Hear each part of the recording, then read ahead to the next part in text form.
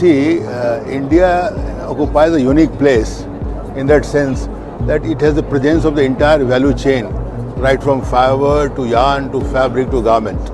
So it has intrinsic strength, and I think the only country which has the presence of entire value chain is possibly China. And you must know that India is one of the largest manufacturers of all kinds of fiber, whether it is natural fiber like cotton, silk or jute, or man-made fiber like polyester, viscose, nylon, acrylic. Prowess in design and all kinds of skills that our labor has. I believe sky is only the limit, and we have had free trade engagements with some of the major economies like England and now European Union, which is called the mother of all deals. So now India has free trade agreements with countries which account for almost 70% of the global GDP. So the market access benefit which other countries enjoyed like Bangladesh and Vietnam, duty-free access, that now we will get level playing field. That we were essentially a summer-centric cotton, apparel exporting country, and our MMF, synthetic garment ecosystem, was not all that big. But the government has brought initiatives like PLI, and now we have PM Mitra Park.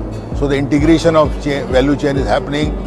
There is a greater focus improving the manufacturing of MMF segment. Indian industry, apparel sector particularly, is moving from city-centric areas to the hinterlands, to labor surplus areas, to states like Madhya Pradesh, Odisha, Bihar and Jharkhand and all. So I think you will find that there is a greater involvement. So the growth of the sector in India will be more inclusive and widespread. And I believe India-Russia engagement would increase even more. See, the current market size of textile and apparel in India is almost, I think, $184 billion. If we combine both the domestic and the export, the target is that it should grow to $350 billion by 2030. In terms of exports, I think the total textile sector export is slated to grow to $100 billion from the existing $37 billion. And apparel will have a minimum target of $40 billion by 2030. The kind of strategic relation that India and Russia enjoy with each other, I would like the trade engagements to grow much bigger, because currently we have, I think, a very modest share of 1.3%, having some kind of a free trade engagement also shortly with Eurasian Economic Union countries.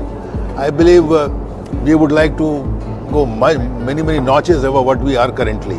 The rupee trade, the special rupee, Vostro accounts have been opened, a lot of surplus in Indian banks of rupees. So I believe, that can be the central banks of both these countries, Reserve Bank of India and the Central Bank of Russia, engage and work out some modalities so that the rupee trade could be further smoothened. That FDI under apparel sector is under 100% automatic route, so that's not an issue.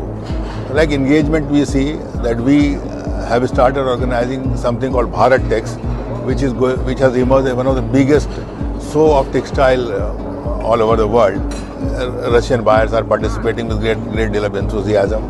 Russia emerges as one of the most important trading partner because it has almost a $7 billion market. So what we do actually is we do hand holding, we do all kinds of supports. Just now I had a discussion with the association. I believe they would like to increase their presence all the more. And there's a lot of complementarity that we enjoy with each other.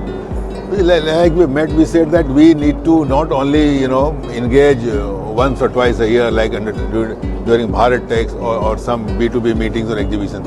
There should be a constant, uninterrupted interaction between two associations, and we should create a roadmap how to go about things. And I have told them that they should constantly engage with me how we can take this our apparel trade to the next level. And I believe India is at the cusp of emerging as one of the most preferred destination for sourcing. So there is every reason for every Russian buyer to engage with India, and more so because we have had decades of understanding and friendship and bonhomie.